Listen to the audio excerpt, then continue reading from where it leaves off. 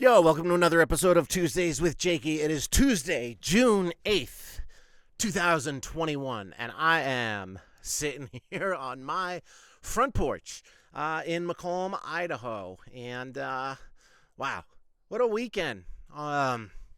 Motorcycles are dangerous, kids. I can tell you that firsthand. And not always for the ways you might think. Obviously, they can be dangerous if you don't know what you're doing, or if you encounter someone else who doesn't know what they're doing in a car, who can make things really rough on you. Or, you could encounter an animal, or you could just, get lost in your own thoughts and daydream and get in a crash, none of which happened to me this weekend. They're dangerous in another way. I was kind of going through a little existential crisis the other day and feeling like I really needed to go somewhere. And I had kind of thought during the week last week that I was going to go to this town called Yellow Pine, which is 30 miles from here, from McComb, as the crow flies, and 71 miles via road, but it takes 3.5 hours to get there, because I guess it's a really windy, switchback-filled dirt road that takes you to a town in the middle of nowhere called Yellow Pine that I have yet to go to, but I've been wanting to. So I was thinking about going there this past weekend, and then the crisis came in where I was like, man, just because it's nice weather out and you have your motorcycle back doesn't mean that you need to go anywhere. And I was doing a lot of consideration about, like, why I'm here, why I'm living life in McComb, Idaho, and about how I don't really need to go anywhere. And just the idea of just being, which I've struggled with my whole life. I'm an adventure junkie, an adrenaline junkie, as anyone who knows me and listens to this podcast wouldn't be surprised to find out. I just go, man. I just go, and I like to take off. But I've been learning a lot about myself and how to just be in whatever situation I'm in, and I'm pretty good at it. But this past week, for some reason, I was like, I wanted to go somewhere, and I know why. For the most part, I know why, because it's nice weather, and I want to explore what's around here. And I've already kind of given up on the idea of, like, spending the summer doing epic journeying. Like, last summer, I put 11,000 miles on my motorcycle in just a span of about 2 months of riding. So that's a lot. What's that, 60? That's like an average of almost 200 miles a day. And a lot of those days, I wasn't going anywhere. So there were a lot of days when I was doing a lot of miles, 500, 600 miles a day, just like going and trying to see things. And this summer, what I want to do is kind of go and see things, but not go that far, and understand that a lot of the joy of having a bike is getting you to a place where you can get off the bike and see more things. Whereas, like, last summer and in years past, I just tended to, like, want to see what was on the road. But I know that there's lots of things you can't see from the road. I've sort of seen, I feel like, a good portion of everything there is to see out west anyway, west of the Rockies, basically. I use these Butler maps, which I've talked about on this podcast before, but Butler maps are motorcycle-specific maps. They're fold-out maps, and they're pretty big, and it's each state at a time. And they have these color-coded systems for the roads, and they highlight all the best motorcycle roads, and they do yellow or G1 roads, red highlighted roads are G2, and orange are G3. And G1 is like the pinnacle of motorcycle roads. It has the most undulation, elevation change, turns, and of course scenery. And last summer, I spent the whole summer basically doing what I call chasing the yellow, and just waking up every day and looking at my map and being like, I want to hit as many of these yellow roads as I can, and I want to see what's out there. And what I didn't do last year was really explore what's on the other side of the road, or the other side of what you can see from the road, and just sort of like get off the bike and do hikes and go to these waterfalls and swimming holes and just see what's out there. Because there's only so much of the earth that's paved, and set up for roads. So I really want to take my time and sort of explore. And this summer I kind of thought, like, I really want to explore Idaho. And I was getting kind of antsy in myself towards the end of last week, being like, all right, I'm going to go to Yellow Pine this weekend, and I'm going to camp. And so last Friday and then Saturday morning when I was going to leave, I was like, I don't want to go anywhere. I just want to hang out. And I don't think there's anything wrong with just hanging out. It's something I haven't done a lot of in my life. I've always been, like, trying to go somewhere and escape to somewhere. and more importantly, escape from somewhere, and that's my head. So I woke up Saturday morning and I was like, you know what? I meditated when I woke up, and I was like, I'm not going to go anywhere today. How's that? Like, I'm not going to go anywhere at all. But I decided I had to go to the post office because I had been waiting for this package, this awesome care package that was sent to me by my friend Sarah from Nutley, New Jersey. Shout out Jersey. And she had told me there were some meltable items in there. And I was like, that's probably sweets. And if there's one thing I'm still addicted to, it's sweets. And, Shakira said your hips don't lie. Well, my belly don't lie. And if you got to look at my belly, which I'm not showing you in this podcast, it doesn't lie. I love my sweets, and it's sort of like the last solace I found. It's just eating food, man. I just eat whatever, especially if I pop an edible. Oh, boy. Man, if I have ready-to-consume food in my house when I eat an edible, like, forget about it. It's gone. I'll just fucking eat and then be on the couch like, but I wanted to go get this package, so I got the package, and then I went down to the coffee roaster, and there's this woman named Kristen who roasts coffee in town, North Fork Coffee Roasters. Not a coffee shop, just a roastery, which is pretty cool. Yet, I've been buying my coffee from her since the fall, and she's pretty rad. We had a big conversation last week when I was in there, and I went back in on Saturday because I wanted to give her one of my McCallum t-shirts, which if you don't have one yet, you should get one. You can get one at rocksoff.bigcartel.com. It's a McComb, Idaho shirt, and it says where your troubles melt away. And so I went down, I picked up my package. It was huge. I strapped it. It was way bigger than I was expecting. So I strapped it to one of the side cases on my bike, and then I went over to the roaster, and I saw Kristen, and we chatted for a while, and she was like, oh, are you on your way to Yellow Pine? And I was like, you know what? I just decided I didn't want to go anywhere today. And she was like, yeah, but it's such a beautiful day. And I was like, you're right, it is. It was like low, mid-70s. And I was like, today would be a good day for a ride. So I was like, you know what? I think I'm just going to ride my motorcycle around the lake, around Payette Lake, which I hadn't done yet this season because the north and east side of the lake is all dirt road, and it hadn't really been clear for long because there was still a lot of snow on the ground until recently. So I was like, you know what? Fuck it. I'm going to go around the lake. And I started out and I went up the west side of the lake. And like McComb is located on the south side of Payette Lake. And if you want to get a visual of what it looks like here, other than just what's behind me in this video, I should mention this podcast is also on video. If you're an audio listener listening on iTunes or Spotify, you can also go to YouTube and type in Tuesdays with Jakey, and you could probably find it. Or actually, you go to youtube.com/AUZ143. No, I'm just kidding. Just type in Tuesdays with Jakey. And if you want to get a visual of what McComb looks like, you should rent the 1948 or whenever it was film Northwest Passage, which was shot on the shores of Payette Lake here in McComb. But McComb sits on the south side of Payette Lake, and on the east and north side are dirt roads, and the west side of the lake, there's a paved road that goes to the top of the lake. I say top because it's north, and that's the way we look at maps. But I drove up to the top of the lake, and I made a right down the dirt road, and I made it a couple hundred yards to this bridge, and I saw some people kayaking and fishing off their kayaks, and it was pretty cool. And I was like, man, what am I doing? I want to keep riding. Like, I just felt like riding. It was just such a beautiful day for riding. And I think it was very important for me to delineate in the morning that, like, I wasn't trying to run away from anywhere. And there wasn't chaos in my brain the way there used to be, which is specifically why I was like, why am I trying to go anywhere this weekend? Like, I have all summer to get to Yellow Pine or wherever else I want to go visit. But I was just like, man, it's so fucking nice out. And I had on a t-shirt and a long sleeve shirt, and it was just perfect riding weather with just that on. So I was like, fuck it. I'm going to ride north, and I'm going to ride north to Warren, Idaho. And right at that part where the turnoff happens to go around the lake, there's also a huge parking lot. And in the wintertime, that parking lot is where everybody goes and puts their snowmobiles. And then from that point north, the road that goes up towards these two towns called Bergdorf and Warren, they are, those roads are just closed all winter.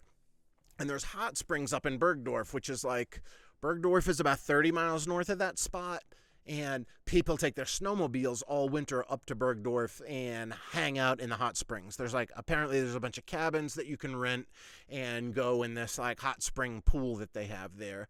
So I was like, you know what? I haven't been up this road. I never went up that road last year. So I was like, fuck it. I'm going to go up to Warren. And I had heard about a place a restaurant that they had in this town. And I was not prepared for what I was going to encounter. First of all, it was like 30 miles north to the turnoff for Bergdorf, and that was all paved road, and I wasn't prepared for that. I thought it was going to be all dirt road because they told me it wasn't paved and wasn't maintained in the winter, so I just figured it was a dirt road. But it was paved for like 30 miles, and it was just fucking beautiful. And it ran along the Payette River, which is a river that breaks off from the Snake River and forms Payette Lake.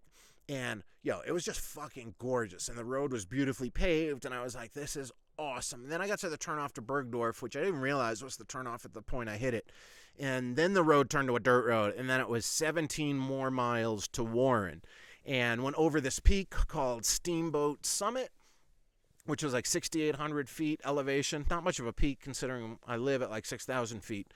But then it went down into a valley with these crazy switchbacks, dirt roads, and eventually I made it to the town of Warren, which is, to call it a town, is an exaggeration. It's an old gold mining town that looks more like a ghost town now. And there was some sort of like good-looking cabins that obviously were new, and I guess people go up there to hunt and stuff in the winter and take their snowmobiles too. And in the summertime, I guess it's gorgeous. And there's no electricity because the Idaho Power Company decided not to run any power up to these towns, because why would you? Because almost nobody lives there. I don't think anyone lives in Bergdorf other than the caretaker for the Bergdorf hot springs and cabins. And there's campgrounds located all along the way. And so I finally made it into Warren, and it was like a ghost town. There were all these ramshackle buildings, and there was this one quote-unquote restaurant that was called the Baum Garden. Baum Garden. And I went in there, and if you've seen the Quentin Tarantino movie, what was it called? The Hateful Eight. The place where they go, where most of that movie is set, which is in Wyoming, which is like an old sort of saloon, haberdashery, I believe is the word they call it in the movie. The haberdashery, that's what this place looked like. It was just straight out of the old Wild West. And the floors were all uneven, the ceiling was uneven, it was all these different types of wood, and the people who worked in there were interesting looking, because I think they live there full time. I would assume they live there, because I know the place is open year round.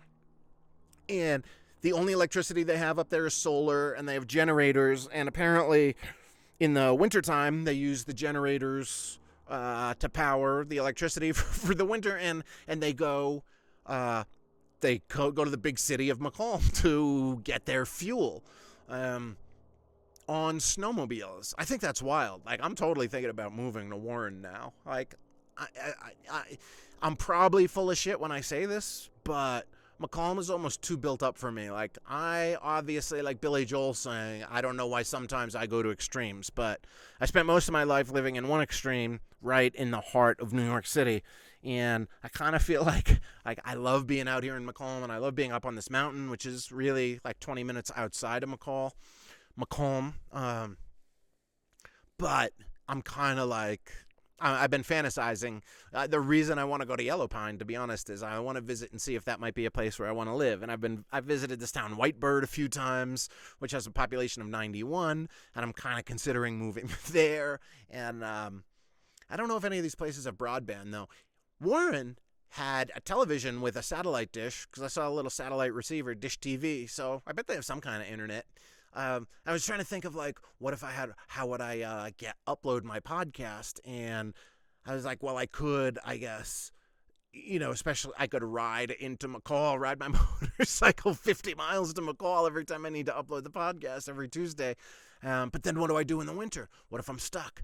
Do I get like skis for my motorcycle and turn it into a snowmobile? Or then I realized I found the post office. The post office is just a shack, literally a shack. And I think I'm going to post a bunch of pictures from Warren on my Instagram. I'll have them posted by the time you've heard or seen this. So if you want to see what it was like, the ride up there and what the town looked like, I'll post those pictures. But especially thinking about one of the post office, which is just a shack, and the sign says they have a sign for the hours, and they're open just Mondays from 9 a.m. to 1 p.m. And the mail goes out on Mondays and Thursdays. And then I talked to a woman there at the bomb garden. I was like, how do you get the mail out of here in the winter? And she's like, oh, summer, winter, it doesn't matter. It's the mail's delivered and picked up by a plane. And there's a little landing strip there. And there was actually a sign in town that said snowmobiles not allowed on the airport landing strip. So I don't know what kind of planes land there. I guess it's adventure planes. But really, it's definitely got a feeling of like Sicily, Alaska, which McCall kind of does too. So I ended up having a burger, and there was almost nobody in the place. There was a group of 4 people leaving as I got there, and then there was this couple. I don't mean to laugh because it's rough, but there was this couple, and they were probably my age, a little bit older, and I always have a hard time when I say my age because these people looked a lot older, and I think I'm lucky enough to not look at my age, or at least like not dress and act my age, which when I look in the mirror makes me think I don't look my age. But the guy was facing me, and the woman had her back to me, and they were off to the right, maybe like 15 feet away. And at one point I heard this like crazy shriek, and I didn't know what it was. It sounded like someone had stepped on a cat.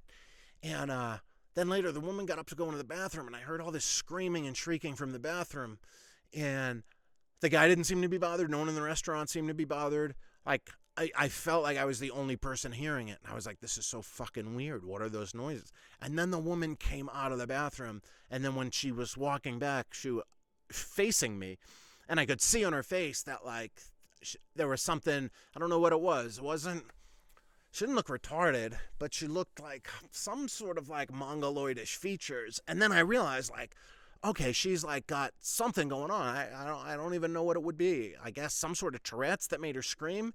But yeah, I felt really bad. And the dude, I don't know if it was her brother, her caretaker, her husband, impossible to ascertain. And I ask a lot of strangers a lot of questions in just regular life. And I was like, I'm not asking any questions here. But yeah, she kept screaming while I was eating. And it's very disconcerting to have that going on. But also, it taps on your reserves of empathy as well, because you're like, wow, man, like there's those things you see in life when you're like, man, things suck. And I wasn't in a things suck place on Saturday, but it just reminded me that, like, even when things do suck, like, they don't suck that bad, right? Like, you there could be all sorts of issues to have. And maybe when I had my mental breakdown, I wasn't so far away from ending up in a situation like that. Is it an emotional thing? Is it a psychological thing? Is it a physical and neurological thing? Who knows? Maybe all of it. But yeah, I ended up having lunch, and then I tooled around the town, quote unquote town, a little bit. And I had asked a woman, I looked at my map when I got up there, and I asked the woman who worked at the bomb garden. I was like, oh, there was a little kid hanging out too. His mother was the waitress, and the dad came and picked him up later. And then he got on his, like, he must have been like 8, and he got on his motorcycle, dirt bike, and dad got on his, and they fucking tore ass out of there. But he had a full-on mullet, and I was like, yeah, that's cool. Yeah, look at that. His was probably gonna grow into something like mine. And yeah, so I asked the woman who was working there, Mama, the waitress, I was like, hey, this road, it looks like if I just kept going, I was like, I had ridden up from McCall today. If I kept going, would this take me to Yellow Pine? And she's like, well, yeah, it would, but not today. And I was like, why not? And she's like, there's still snow and trees down on the road from the winter. Road's not open yet. It probably won't be open until July. And I was like, holy fuck. So that's how remote these areas are. And I think because McCall is like relatively built up, and I say relatively, like there's a Super 8, there's a Best Western and a Holiday Inn Express, and then there's the Shore Lodge, and there's 2 grocery stores, and 3 different pizzerias. So like I'm not in the middle of nowhere here, but I'm in the middle of nowhere. Like if you're in the little town of McCall, you feel like, oh, okay, this is just civilization. But when I leave and head up to Warren, or head out to Riggins and Grangeville, or down south to Boise, which is 106 miles on a 2-lane road, you kind of pass nothing. that's when you realize like really how far out in the middle you are, how out in the middle of nowhere you are. But yeah, when she told me, and I was like, how long would it take to get to Yellow Pine from here if the road was open? And she was like, oh, about 3.5, 4 hours. I was like, damn. And it's like, I mean, it can't be that far.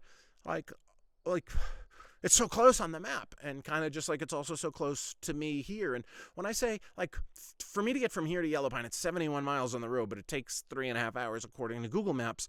But the first 30 miles of that are just between here and Cascade, and then you make a left to Warm Lake, and it's 26 miles more to Warm Lake, which seems to be a pretty straight road.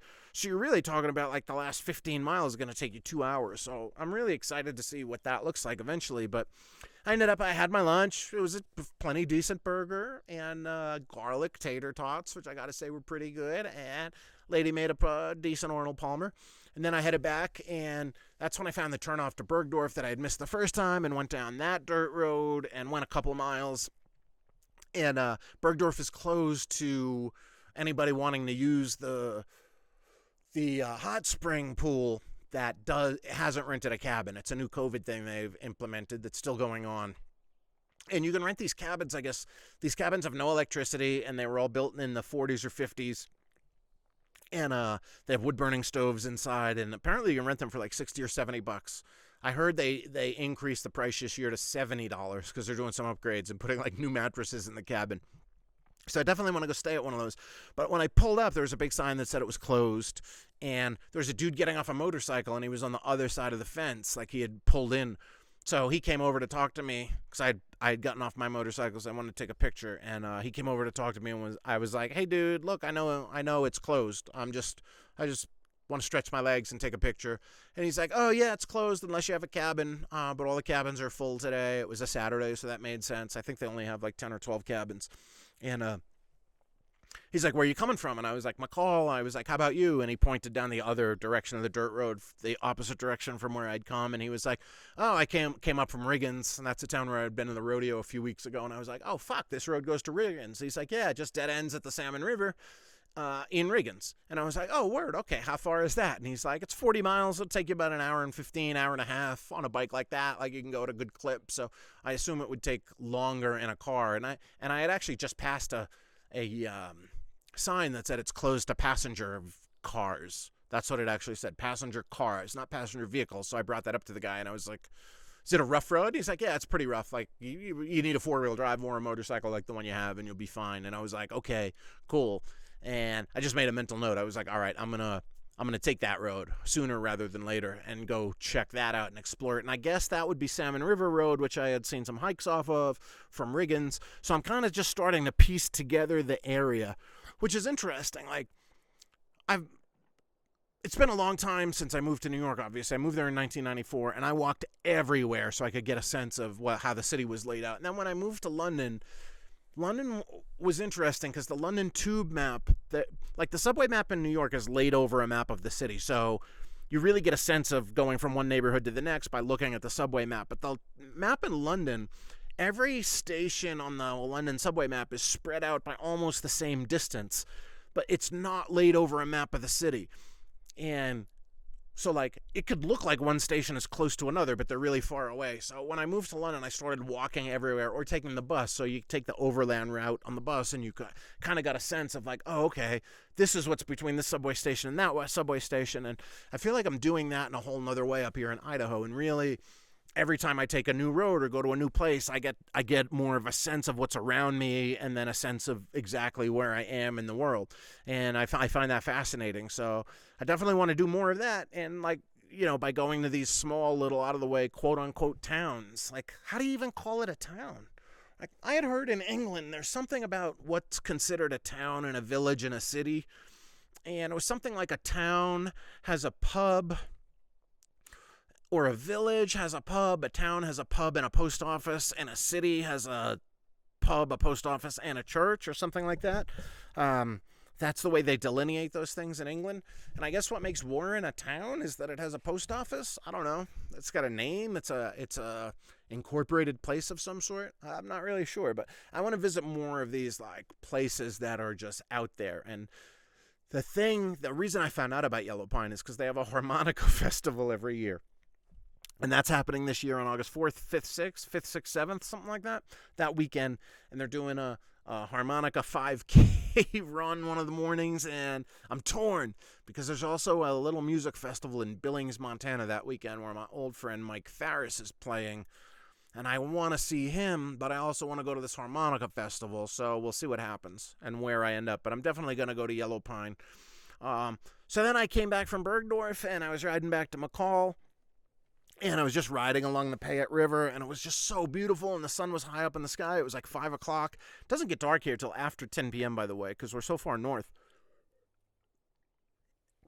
So as I was headed back south towards Macomb, I just saw this like kind of little dirt turnoff on the side of the road. It's just a 2-lane paved road. And I saw this little dirt turnoff, so I pulled over, and the river was rushing pretty rapidly. And the sounds of the gurgling river, the babbling brook, whatever you want to call it, were just intoxicating. So I climbed down all these like steep, jagged kind of rocks on the river edge, and I climbed down right to the edge, and there was no cell service, so I was like, this is going to be a perfect place to just sit and kill a little time. And I brought my book, and I've been reading The Old Man and the Sea. And I've been trying to read so many fucking different books, and I just haven't been able to focus on any of them. I read that Breathe book, and I got through that, but I started Huck Finn. I've been trying to fight my way through, or not Tom Sawyer, not Huck Finn, Tom Sawyer, which is the first in that Tom Sawyer Huck Finn duology or whatever of Mark Twain, and trying to fight my way through On the Road, and a Carlos Castaneda book, and a Muhammad Ali biography, and I just nothing's been holding my attention for long form reading. My attention span has kind of been zapped. I can sit on the porch and just look at the woods. I can go for long-ass walks, but when it comes to, I can sit down and write, I can sit down and paint, but when it comes to actually trying to read a long-form book, it's really tough. I can read a fucking really long article on my phone or on my computer. I don't know what it is. Something about my attention span. I just got to force it back into happening. But I fought my way through the end of Old Man in the Sea, much the way he fought to get his fish and then fought all the sharks off. And I got to say, I was not impressed. I did not consider it a worthwhile read. The only part of that book I considered worthwhile was that it was 126 pages, and I was able to get through it in 3 different sittings. But it did give me a feeling of accomplishment, a sense of accomplishment, and now I plan on fighting my way through some more books. That was that was Saturday. That was only 2 days ago. I lose track of time up here. Yesterday I spent the day watching hockey, but I got home and I opened my care package, and thank you, Sarah. Dude, it's full of all these fucking delights from Asian groceries and almond-filled pretzel nuggets and different spices that I can use to cook that she rightly assumed I couldn't get up here, and measuring cups instead of measuring spoons, because I guess she's heard me say on the podcast that I've been doing a lot of cooking and I don't have any of those things. So, I don't believe in recipes. I just believe in I guess I'll use the measuring cups, especially if something calls for a cup of something, especially I guess for baking. Actually, I made pizza a couple times when I got here, and I had to use measuring cups that I borrowed from my friends up here to make a pizza dough. And I made chocolate chip cookies, but then I gave the measuring cups back, so I haven't made anything like that in a while. Because, like they say, cooking is an art and baking is a science. And if you want to bake something, you have to get the measurements exactly right. If it says use 1/8 of a tablespoon or teaspoon or whatever of baking powder, that's how much you fucking use, or it's not going to come out right. So, so she sent me this. There's just a great care package, and thank you so much. Fucking friends are cool, man. I've had a bunch of people send me a lot of interesting, cool stuff, and I've sent cool stuff. Obviously, I love sending postcards. Anyone who knows me knows that I've been sending postcards for a long-ass time, kind of forever. Not forever, but probably the last 15, 20 years, I've been sending postcards, because no one sends mail anymore. So whenever I travel, I'll just buy a ton of postcards at whatever the cheapest postcard place is, and sometimes I don't even send them from where I am. I just grab them, and then when I get home from a trip or whatever, I'll fill them out, because I don't think it really matters where you send them from. Nobody can really see a postmark anymore anyway. I think it matters that you're thinking about somebody, and I know from experience that people, when they do get postcards from me, they're stoked, and they love it, and they're like, oh my God, this is so cool. I haven't gotten a postcard in forever. So yeah, I love sending people mail, and I love getting mail, and obviously I love getting care packages, especially up here, because like I don't have access to that much stuff. Certainly not almond buttered filled pretzels and Girl Scout cookies and harissa. I think that's what it's called, spice. There was another spice in there I can't recall right now. And all these delights from the Asian grocery. Certainly they don't have an Asian grocery in McCall. I think I mentioned this before, maybe, but there's a restaurant in town called Oriental Cuisine. And when I first got here, I was talking to my friends, and I was like, how's that Chinese food place? And they were like, well, it's kind of like Pan-Asian. It has a little of everything. It's not just Chinese food. And I was like, you think anyone's thought about changing the name and about how it's like not cool that it's called Oriental Cuisine? And they were like, it's only 3 years old. And I was like, that's bizarre. And I guess, yeah, I mean, like, I'm not even sure why Oriental isn't a good word. I honestly don't know. I haven't looked into it, but apparently it's not a good word to call Asian people. And I guess probably because the Orient is only a small part of Asia, and Asia is also obviously massive, and there's East Asia and South Asia and Southeast Asia. But it's like, I mean, it's a massive place, but so's Africa, right? And you call those people Africans? I don't want to sound like an asshole, but I don't know. But I do know enough to know that you don't refer to it as Oriental food or people as Oriental. So I just thought that was really weird. But I honestly think the people who named that restaurant just don't fucking have an idea. But certainly, like, if they're selling all this Asian food, they probably got a chef who is Asian. And maybe he said, hey, man, like, call this shit Oriental. But anyway, there is no Asian grocery. That's what I was getting at here in Macomb. So, yes, thanks again, Sarah K, for that package. I guess, Saturday night when I got home, how's this hair, by the way? Look at this. If you're on YouTube, man. So, if you're listening to this podcast, you may know that I gave myself a mullet a few weeks ago, and pretty much all of the pink had grown out of my hair, and on my last haircut, I got rid of most of it. So, my friend Shanti, she came over the other day, and my friend Angela, who's my old hairstylist, had sent me like bleach supplies and pink hair dye to bleach my hair. And I didn't want to do my whole head. I wanted to do just the back. I wanted to give it the like pro wrestler vibe. And I mean, I gotta say, like, that's glorious back mane, right?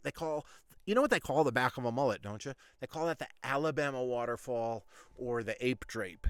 And so I dyed just the back blonde. And the idea was after I dyed it blonde, I was going to dye it pink. Because you got to bleach your hair first. If you're not a girl, you probably don't know that. You can't just like put pink hair dye in your hair if you have dark hair. You got to dye it. You got to bleach it first to make it blonde. Then you can add the pink dye, and then or blue or green or whatever color you want. I was going to say yellow, but it's kind of already yellow. But Shanti did a great job of doing just the back, and I'm not going to really like full on turn around here, but it's a kind of a nice fade from the top of the back. It's just a little bit of blonde, and then it goes down to all blonde, and she fucking nailed the pro wrestler look. So I am not in any rush to dye it pink just yet, because it's going to stay blonde. So then I'm just going to dye it pink whenever I feel like it, and then the pink will fade eventually. That's what happens with hair dye, and then I just re-up by adding more. So she did that for me when I got home from the ride, or actually the next day, Sunday. But later on, after I got home, I looked on Facebook, and they send you those memories of what happened, like this day in the history of your life or whatever.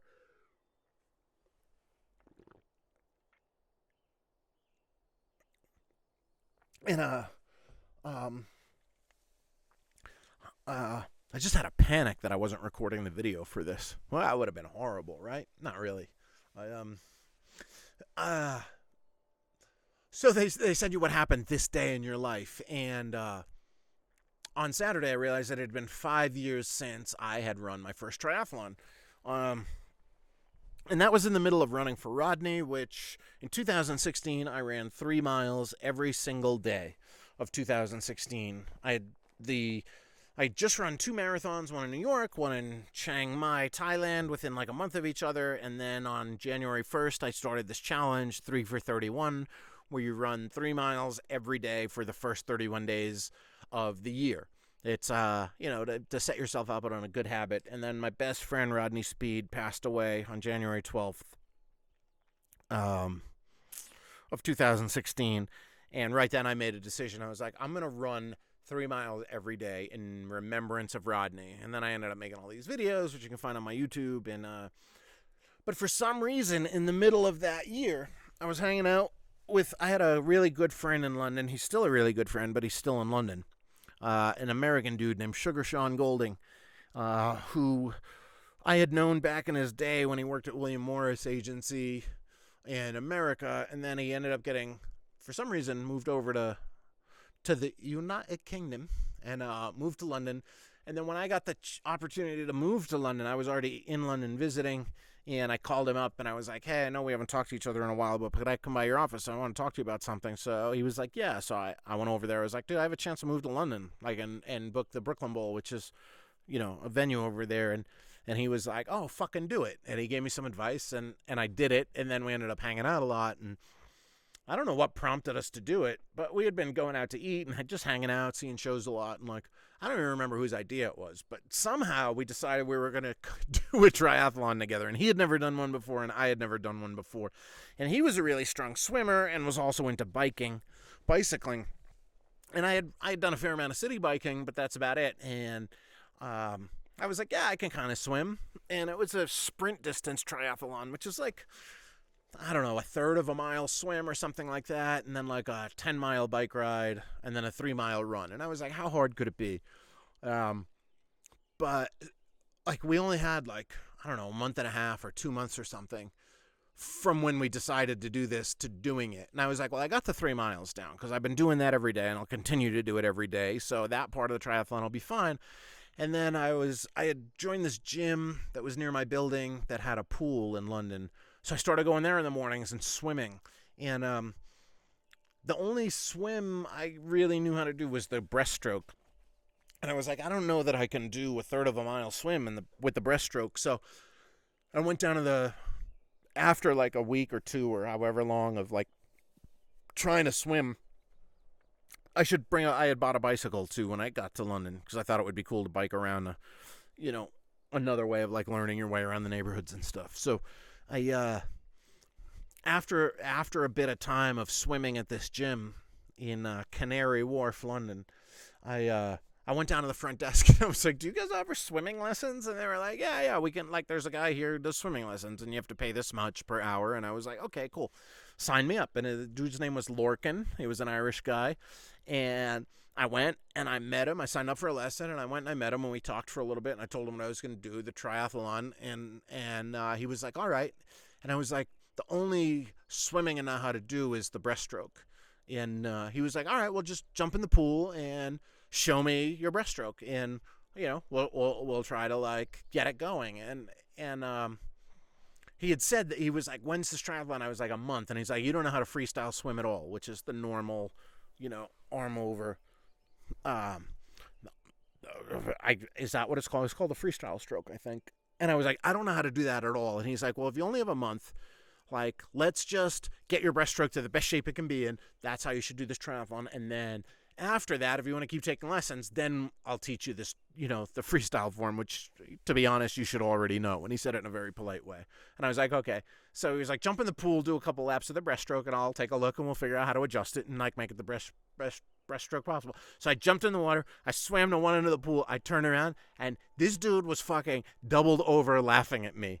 And I stood up out of the pool, and I was like, Lord, what the fuck is going on? And he's like, You call that the breaststroke? That's like a granny breaststroke. That's like a doggy paddle. How the fuck are you going to do this triathlon? I was like, man, I don't know, but I do not know the word quit when I commit myself to doing something, so I'm going to fucking do it, all right? And I'm going to figure this out, and I'm going to pay you to help me. He's still laughing. He's probably still laughing to this day. I bet he probably still tells this story, like, I coached this motherfucker once. That's, I don't know how to do an Irish accent. Maybe just slur my speech like I'm drunk. But he probably still tells this story about this fucking maniac showed up. And so he did, though. He, like, I kind of, like, really learned, like, there are certain things I still remember to this day that, like, when you put your arms forward, that's when you push off with your legs. So you're pushing your body straight, and then you put your arms back like that, to push yourself against the water, and then you bring your arms close under your belly and push them straight forward again when you kick your legs. And I was like, oh yeah, that all makes sense. And I became like twice as fast at swimming just from that one lesson. Obviously, I still wasn't fast. And of the 3 triathlons I've done since then, I did the 2 sprint distance and 1 Olympic distance. Each one of them, I finished pretty much dead last in the swim. One time, I got out of the water. Like, everyone starts at the exact same time, and one time I beat someone in the swim, and she was like 80. So I didn't feel like super accomplished by beating her, but of all the triathlons I've done, I've always been pretty much the last one out of the water, and then I passed plenty of people on the bike, and then passed plenty of people on the run. So it's fine, and I think that's what's going to happen this time. The other thing, you jump in the water, and you put fucking 200 or 300 people in the water at the same time. People are kicking each other in the face and splashing, and I've read plenty of stories about people who get black eyes during the swim in a triathlon because someone kicks them in the face. And I'm like, that's not a good way to start out a race. And race is a weird term for it, because I'm not racing against anybody. Like, I'm not trying to beat anybody in this triathlon. So yeah, in that first triathlon, it was at Blenheim Palace, and Blenheim was a former home of Winston Churchill, I think. Yeah. That's where Churchill had lived for a while after his warmongering days were over. I guess it's where he drank Prosecco and fucked prostitutes, I think, until he passed away. I believe I read that in his official autobiography, or his biography, because he wouldn't have written an autobiography after he passed away. I don't think he would have divulged his secrets about the prostitutes. I don't even know if he had a thing for prostitutes. I just assume he did, because you ever seen the guy? Like, probably wasn't getting a lot of nookie based on his looks and his charm. So I did that triathlon, and I had this bike, and it was a beach cruiser. That's what I bought. It was like, had the big wide handlebars, almost like Pee Wee Herman style, and had a bell on it where you ding, ding, ding, and a drink holder. It came with a drink holder, and I was like, this is great. So you get a beer, just fucking putz around London. And so I took that to the triathlon with Sean. Sean had this like nice bike, like Lance Armstrong race bike. Needless to say, he beat me in that first triathlon. I beat him in the second, though. But we did it, and we met up at the finish line, and we were pretty close in time. So we met up, and we talked at the finish line, and I managed the swim, and then I got on the bike, passed a bunch of people, and then the run I passed a bunch more, like I said. And at the end, I had trained super hard for it. I was already in good shape because of the whole running for Rodney. And that was June 5th, 2016. So I was 157 days in of running 3 miles every day. So I was in pretty decent shape. So I was able to finish that triathlon, no problem. And at the finish line, I said to Sean, I was like, don't you feel like you could do that all again, like right now? And he looked at me like, what? No. And I was like, I do. Like, I could get back in the water and do that whole swim in the bike and run again. And I was like, let's sign up for an Olympic distance, which is twice of everything. So it's 2/3 of a mile swim, 20-mile bike ride, and a 6-mile run. And he was like, okay, you're on. And then we did that in the fall, I think. So that was June. I guess the other one would have been September, October of that year. And we did that, and that was, I forget where that was. That was another place in England. I don't remember the name of where that place was. But we did that one, and this time I actually I rented a bike, like an actual like bike with gears and stuff, like one of those Lance Armstrong road bikes they call them. So I rented one of those, and we did it. And I actually have a video of me passing Sugar Sean in the run segment. Like, he took off in the water, obviously, and swam a lot faster than me. And he was good in the bike because he was an avid cyclist to begin with. And but at a certain point, like 3 or 4 miles into the run, I passed him, and I had my phone with me because I was filming all this stuff for Running for Rodney at the time. And hi, the sun's kind of in my face, but I don't need these sunglasses on. So he yeah, like 3 or 4 miles into the run, I had my phone with me, and I came up from behind, and I started the record function on my phone, and I kind of teased him. I was like, "Come on, man, come on, yo, how you let me catch your ass?" And those videos are all on my YouTube channel. If you're watching this on YouTube, just I guess click my picture or whatever, and I don't know, you just look through the old videos. You know how to do that. Why are you asking me for a lesson anyway? What the fuck, man? People can figure out their own fucking technology. I remember one of my friends, like 2 months ago, was like, how do I find your podcast? And I was like, type Tuesdays with Jakey in your podcast provider. He's like, I tried that. I couldn't find it. And I was like, you listen to podcasts, right? You've told me about podcasts you listen to. He's like, yeah. I'm like, just type in Tuesdays with Jakey. And a week later, he's like, yo, I listen to your podcast. Yo, you got to make it less hard to find, though, man. And I'm like, well, how'd you find it? And he's like, I typed in Tuesdays with Jakey. And I'm like, why? How much easier can I make it to find then? Like, that's the name of the podcast. So yeah, stop fucking complaining to me about not being able to find these old YouTube videos. But if you want to see those triathlon videos, check out the old Running for Rodney.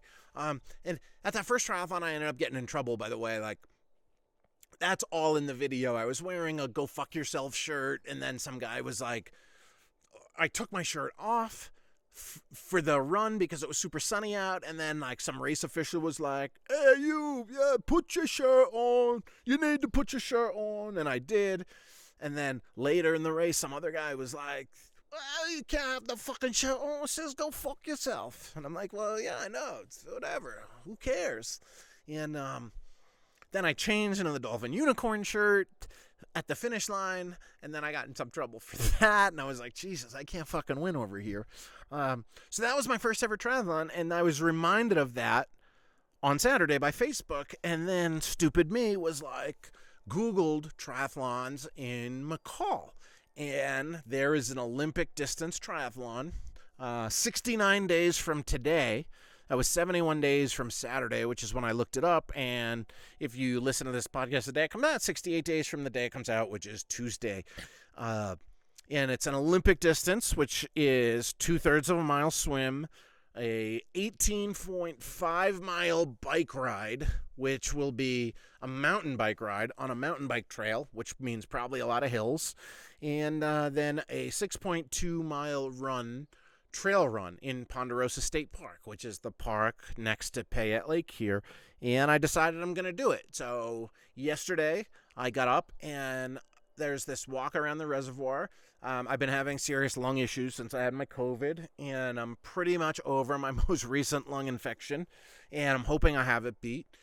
So I've been doing a lot of like hikes and long walks and making them more brisk. And then yesterday I went out and did like a 4.5 or 5 mile loop around the reservoir that's in these woods up the hill behind me here.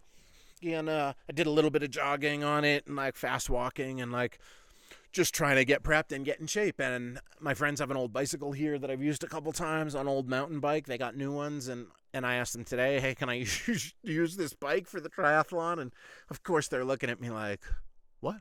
You signed up for a triathlon? That distance? And I'm like, how hard could it be, you know? But more important than, how hard could it be, right? What's the worst that could happen? Like, I could have a heart attack and fall over and die in the middle of it, but like, that would be a good way to go. But like, really, how hard could it be? Like, the first marathon I ran was in 2012 in Greece, in Athens, Greece. It starts in Marathon, Greece, and ends in Athens. And I've kind of forgot to train. I had run a lot of 5Ks, 10Ks, 10-mile races up to that point. But the summer leading into that marathon, that was in November. The summer leading up to that, I was drinking and smoking a lot of cigarettes and taking drugs, mostly cocaine. And just like not treating myself well. And I kept putting off the training for that marathon. And I was like, I'll get there. Like, all right, like how many weeks do I have? Like, this is in like June. And then I didn't really start training until like mid-September. And the marathon was in November. And the longest training run I ever did for that marathon was 9 miles. But I just fucking willed myself through it. Like, I flew all the way to Greece. I brought my mother with me. She's Greek. And my friend Tommy Rockstar, he fucked me up leading into that marathon because I hadn't bothered to look at the course. And then like 2 or 3 weeks before, he sent me a link to the description of the course from the marathon website. And he was like, holy fuck, did you see how difficult this course is for this marathon you're running? And I think he meant well, but it freaked me the fuck out because I clicked on it and it was like, it said something along the lines of like, we here at the Athens Marathon are proud of our distinction as the most difficult and challenging course of all the major marathons around the world. And then I looked at the elevation chart, and like the first 16 miles of that marathon were basically uphill. Then it kind of went flat, and then it like a few dips here and there, and then like the last mile was downhill. So I was like, well, as long as I can make it to mile 25, I should be fine. And by downhill, I mean like a descent of about 100 vertical feet over the last mile. But I finished that one, and man, I did not want to. It was really fucking challenging and difficult, having not trained for it. And by that point, you're right, I had run 3 or 4 half marathons by that point. I've run a bunch since then too. But I just was like, when I set my mind to doing something like that, I don't have quit. And I had read all about how your body hits the wall in marathons, and I was like, well, I'm not hitting a wall.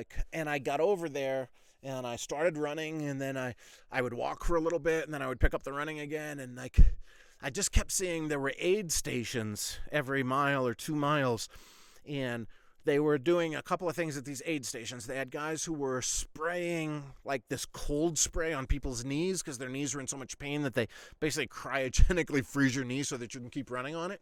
So they were doing that to people, and then that's also where people were just dropping out, and they were putting towels on them and like fanning them and stuff, and then they were sending this like bus, that the bus would pick up the quitters at the aid station, and you would see them on the course. They would come alongside you on the course. They were like charter buses. And I kept looking, and then I said to someone, after I saw a couple of them pass, I was like, what are these buses full of people? And they're like, those are the quitters. You quit at an aid station or wherever, and they take you to the nearest aid station, and that's where the sweet bus comes and picks people up and takes them to the finish line for the quitters. And I just kept looking at those buses, and I was like, I don't care how fucking miserable I get. I am not quitting. And then somewhere around mile 20, I ran into this dude who, like, I had dinner with a couple nights before in Athens, and, like, he was about to quit, and I helped him. I was like, you can't quit, man. You can't quit. See, you didn't come all the way over here to fucking quit, right? And I kind of, like, helped him across the finish line, so to speak, by just kind of inspiring him and being like, neither of us are quitting, bro. Neither of us are quitting. And we both made it across the finish line, and we burst into fucking tears at the finish line, both of us. And we ended in this stadium called the Panathenaic Stadium in downtown Athens, which is where the first ever Olympics were held, which is not the modern day Olympics, which are held in Olympic Stadium in Athens, which is the modern Olympics didn't really start till the 1800s, late 1800s, early 1900s. But the Panathenaic Stadium was built like around the time of zero, like where the time went from BC to AD. Literally a 2,000-year-old stadium, all made out of white marble. It's fucking gorgeous. That's also, there's a video in the Running for Rodney series where it's filmed all around this particular stadium. Panathenaic. Yeah. Marathons are started, in case you were wondering, by a guy named Phidippides. There was a battle in Marathon where the Grecians pushed the Persians back and like defeated them, and then this guy Phidippides ran from Marathon to Athens to tell the great king that they had won the battle and that the Persians might be coming sailing around the tip of Greece to Athens to attack them there. So Phidippides took it upon himself to run to Athens. It was a 26.2 mile route, and for years after that event, the Greek army would strap on their backpacks and make that run in honor of Phidippides. And apparently he got there, told the king, warned him of the impending problem with the Persians, and dropped dead. So I guess dropping dead in a road race, a marathon, a triathlon, would be pretty fucking spot on, as they say. But yeah, so I'm going to do this triathlon, and like, yeah, what is the worst that could happen, right? Like, okay, I'm not going to win, right? And I'm probably going to be the last one out of the water because I haven't really swam with any sort of efficacy since my last triathlon, which was, I ended up doing another with my friend Juicy Josh Skillman, longtime friend and attorney for Rocksoft, defended me from many a lawsuit, which is making me laugh. We were part of this lawsuit once from a show in Coney Island, which I guess there was a riot caused by World Inferno Friendship Society at a venue called Cha-Cha's on Coney Island, and someone ripped a light fixture out of the ceiling and then smashed a kid over the head with it. It was another concert goer. The kid had to have plastic surgery, and he ended up suing us. And I think Josh made it out so that the other people had to pay like the kid, we settled for like $15,000, and the venue's insurance company paid like $14,900 or something, and I had to write a check for $100, and I was still salty about having to do that. Yeah, Josh and I did a triathlon in Montauk, summer of 2017, and I haven't really swum since then. So a bud is going to go to my storage space in New Jersey and send me my wetsuit, and I'm going to train in the lake here, and I'll figure it out, right? Like, 18 miles on a bike, even if it's a mountain bike with a lot of hills, like, I'm just going to train up here in these hills, and I'm going to go out for a mountain bike ride tomorrow morning. And yeah, like, what's the worst that could happen? Like, I mean, I could quit. I'm not going to quit. I'm going to finish. It might take me forever. And I just don't want to finish last. I don't mind finishing last in the swim, but then I want to be able to pass people. But that might be different up here. Like, how many people are going to enter a triathlon in McComb, Idaho? I would guess actually a lot. I bet a lot of people will come up from Boise for it. So, yeah, maybe it will be a lot, but I'm not going to finish last. And I'm going to do my best to get in shape. And, you know, this belly don't lie, and you can't outrun a bad diet. So when I'm finished with all these snacks from the most recent care package, then I guess hopefully I'll get back to a clean diet, which I've been mostly living on. But, you know, I just like, it's hard to lose weight, man. And I was telling a friend recently who was having a lot of mental health struggles. I told her, you know, she's been going down a bad path for a while. And we had a long talk last week, and I was like, you know, with mental health and addiction, and especially weight gain and loss, there's a saying, like, it takes you just as long to get well as it did for you to get sick. And that's something, you know, you don't wake up one morning and all of a sudden you're like, oh, I have mental health issues, I'm depressed. Like, that's something that comes on over the course of a long time and ends up consuming you. And the same with addiction, and the same with weight. Right? You don't just wake up one day and you're like, hey, why am I 30 pounds overweight? Takes you a while to put that on. It takes you a lot longer to lose it, but it's still a phrase that I think can be helpful to a lot of people who are struggling in any sort of way. It's like, hey, it takes you just as long, if not longer, to get well than it did to get sick. So, you know, pounds aren't going to just melt off, but, you know, maybe I'll be in great shape by August 15th. That's when this triathlon is. And I just at the grocery store today, I saw that there was a sign for the Ponderosa Run or something. Ponderosa is the name of the state park. Apparently, it's also the name of a tree, I think. But yeah, there's a 5-mile run going on there, like June 26th or something like that. Which June 25th? 25th or 26th, yeah. So that's like 3 weeks from now. So I'll have to be in shape to run 5 miles, and that's no problem. And then I still got like 7 weeks after that to train for the rest of the triathlon. So yeah, I'll be fine.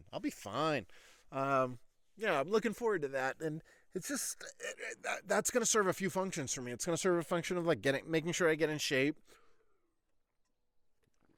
and sort of giving me a reason to go out and exercise every day. Like, I haven't had a hard time getting out to go for these long walks to try to help my lungs, but walking's easy, man. Running, especially at this elevation, and when you have to go from where I live, I have to climb about 800 feet in elevation over the course of about a mile and a quarter to get to anywhere that's relatively flat to run. So that's the challenging part. Usually when I think I'm going to go for a run, by the time I get that high, I'm like, I don't want to run. So that's a tricky part. Same with the bicycling. Like, I got to bicycle up all that hill. At least with the swimming, I can take my motorcycle down to the lake and just jump in the lake and start swimming. And at least then I'm kind of like 800 feet lower than I am now. So I guess that'll help. But yeah, just to give myself an excuse to get out of the house and get active and make sure that I'm doing either bicycling or running or swimming every day.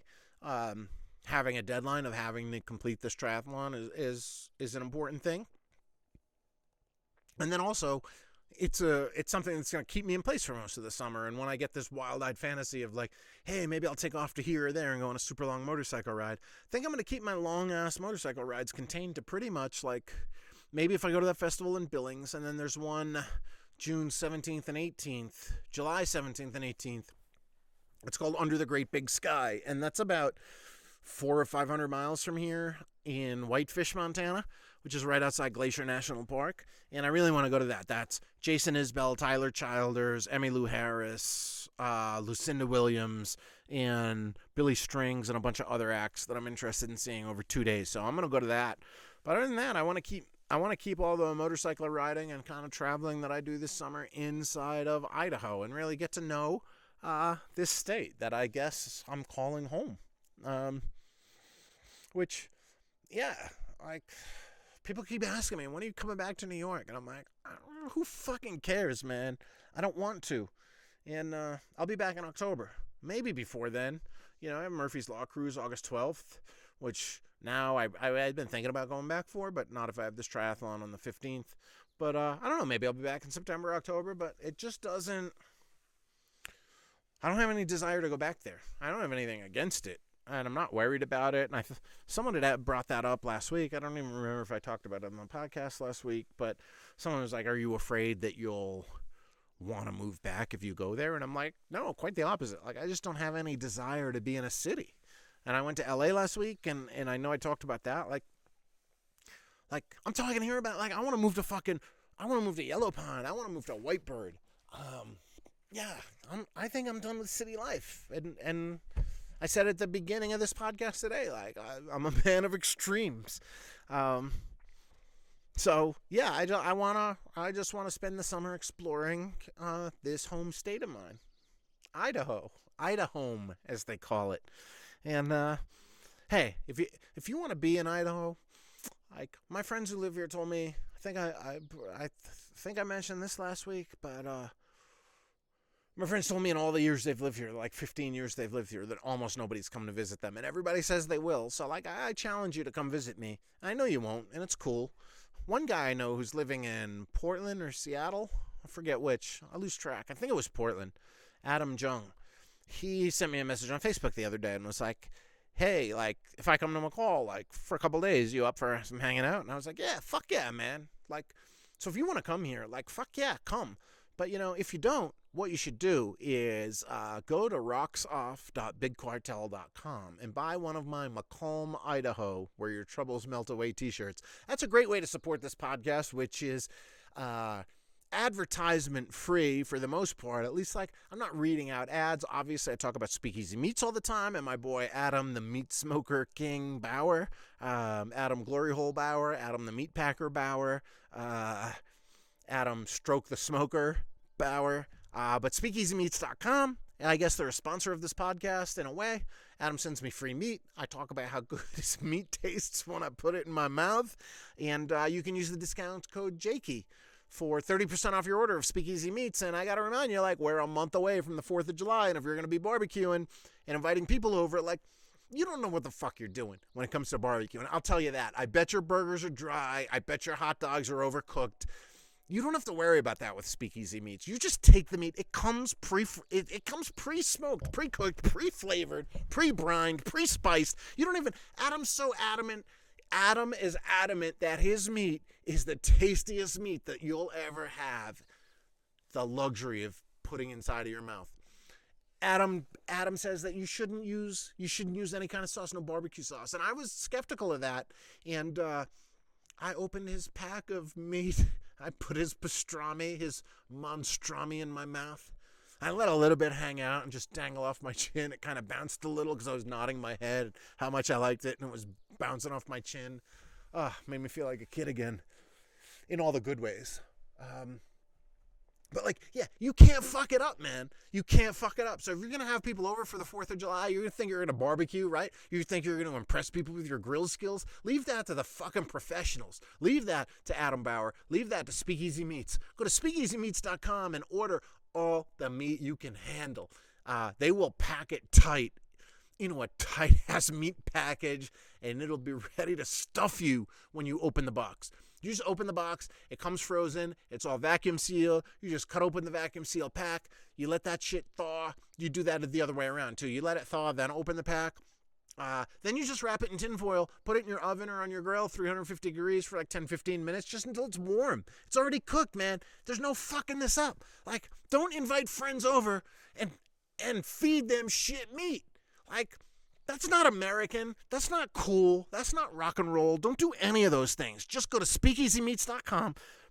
Order a bunch of fucking meat for the 4th of July. They ship quick too, man. Like, you don't have to do it right now, but you should, and just leave it in your freezer. What else you got in your freezer? It's fucking summertime. What did you get in your freezer? Like, dead bodies? Probably not. You're not Jeffrey Dahmer. Did you just go to the gay bar, fucking kill a guy, bring him home, kill him, you get his head in the freezer? I don't think so. You have plenty of room for a Speakeasy Meats package, and you probably have plenty of room in your drawers for a cool McComb, Idaho t-shirt. So you go to rocksoft.bigcartel.com, order a McComb, Idaho t-shirt, then order a case of Speakeasy Meat, have that shit come to your house, invite everybody over, waste your time playing Frisbee or Cornhole, or whatever the fuck it is you people do while you're getting the food ready. And while everyone else at all the other barbecues around town, all your fucking loser friends who have too many buns and not enough fucking burgers, while they're all trying to figure out how they're going to feed all their people, and they're like, how do I turn one loaf of bread and one fish into enough to feed 500 people when I haven't even been to my fucking confession lately? And how am I going to turn this water and this Kool-Aid into wine? While they're having all those issues, you be playing hacky sack, running around on the slip and slide, playing fucking pin the dick on the honky or whatever fucking games you play in the backyard. You just put the Speakeasy Meat on a grill. Just fucking fire that up. Everyone's going to be so impressed. You don't even have to tell your friends it's Speakeasy Meat. You can be like, oh, look how good of a fucking meat smoker I am now. I fucking make pastrami like nobody's business. And people will think like, oh, you're the coolest dude in the whole block. And then girls will be like, oh, hey, I really love your pastrami brisket. Oh, maybe I can take you in the garage and smoke your meat before your wife figures out that you're even gone. And you'll be like, yeah, baby, yeah, you should smoke my meat. Yeah. And then, like, dude, you're going to have so much fucking tail and choices for where to pack your meat into. You're gonna be fucking sending me postcards once a week for the next 20 years telling me, Jake, thank you for turning me on to speakeasymeats.com. And thank you for telling me about the discount code Jakey, which gets you 30% off your order. But I got to tell you, like, if you use that discount code, I'll find out. Adam's going to tell me, he's going to say, like, Paul Hanley ordered some fucking Speakeasy Meat. I'm going to call him out right here. Paul Hanley didn't use the discount code. You know why? Because Paul Hanley's a fucking baller. And he understood you don't use a discount code unless you need it. But yo, if you lost your job, man, things are rough. Your wife left you. She's taking half of your fucking money, right? Like, use that discount code. That's what it's there for. But like, if you have plenty of money, you think Adam Bowers made of money? No, he's not. He was a fucking booking agent. He lost his job for over a year. That's why he had to start this fucking smoked meat company. So like, don't use that stupid discount code unless you really need it, okay? But if you do need it, it's there, 30% off. Just use the code Jakey. And if you're going to buy one of these McComb t-shirts, like, there is no discount code. You know why? I don't give a fuck if you buy one or not. If you do, like, I came up with the idea. I had to pay Rich Jones to design it. I had to pay to print these fucking shirts. I printed them on really nice Bella canvas shirts, 4-color process. I had to pay for the screens. And I did a discharge ink so you don't feel the ink all over your chest. It's just super smooth when you're rubbing your chest.